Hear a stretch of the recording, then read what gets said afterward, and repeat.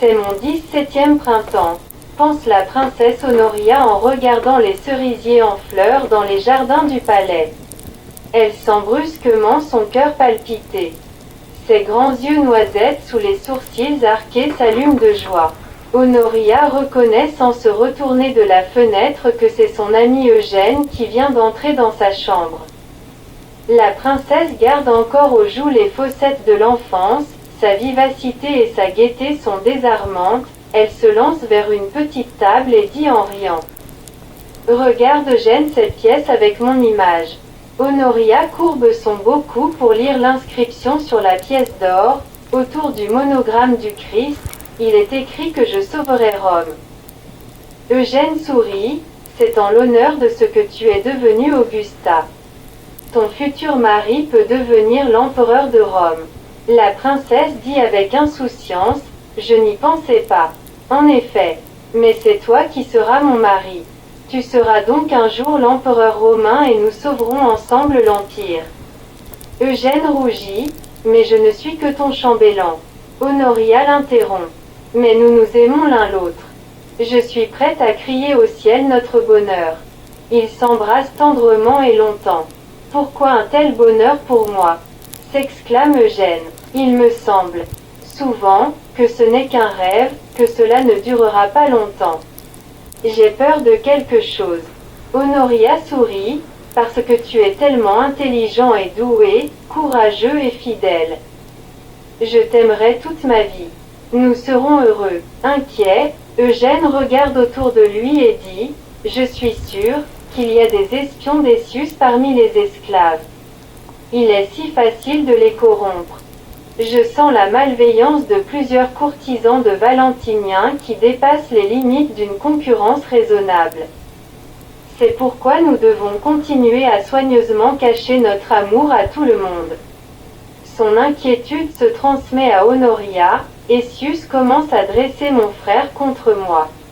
Apparemment, il ne peut pas vivre sans intrigue et perfidie.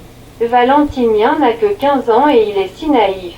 Eugène ajoute, j'ai peur qu'Essius ne veuille que tu deviennes l'épouse de son fils.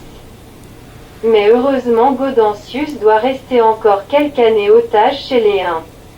Honoria dit avec mépris, je ne veux pas être une belle fille de ce type douteux. En effet, il n'est qu'un insurgé qui a fait un coup d'État avec l'aide de l'armée étrangère. Maintenant il dit que Boniface l'a calomnié pour justifier sa trahison quand il s'est brouillé avec les Vandales.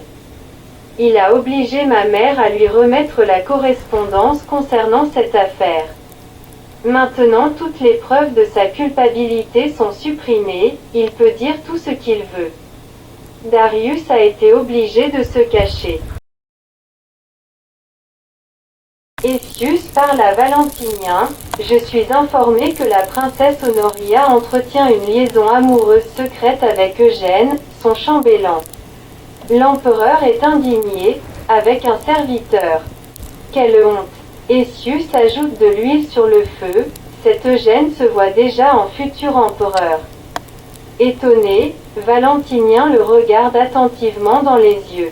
Essius explique, en effet, s'il devient un jour le mari d'Augusta Honoria, il peut prétendre au trône impérial. Votre sœur se considère comme destinée à sauver l'Empire après la frappe de cette pièce avec l'inscription absurde consacrée à sa déclaration comme Augusta. Essius voit que son but est atteint et propose, il faut entreprendre des mesures préventives. Il chuchote à l'oreille du jeune empereur. Valentinien se redresse. Je suis d'accord à propos du serviteur. Mais il ne faut pas tuer Honoria. Je propose de l'envoyer à Constantinople. Prier et demander pardon de ses péchés en compagnie des sœurs pieuses de l'empereur Théodose.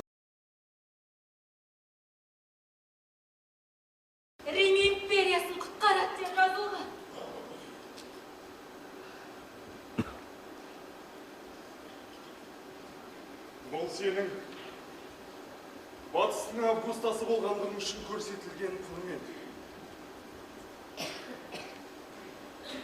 Сенің болашақ күйеуің Рим императоры болады. Менің болашақ күйеуім сенсің. Екеуміз бірігіп, империяны құтқарамыз. Мен сенің жай ғана қызметшіңмін, Ганори. Евгений, сен ақылдысың, сымбаттысың. Ең бастысы сен сенімдісің.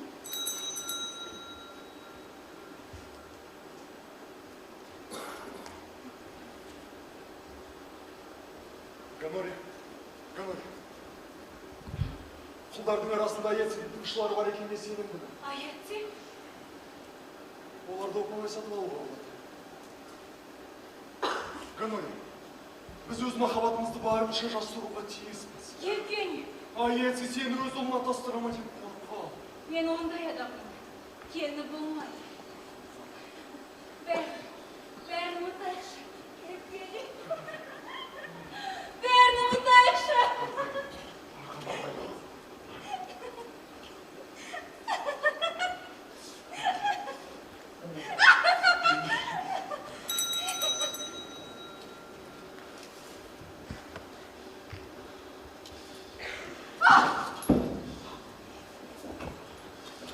Аятте жоқ!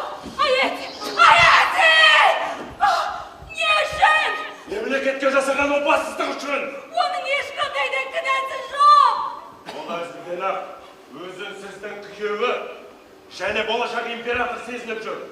Ол тек қана мені қызметшім еді ғой!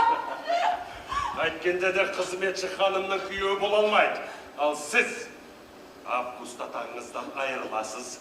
Күнәмді кештеп Константинопольға кетесіз.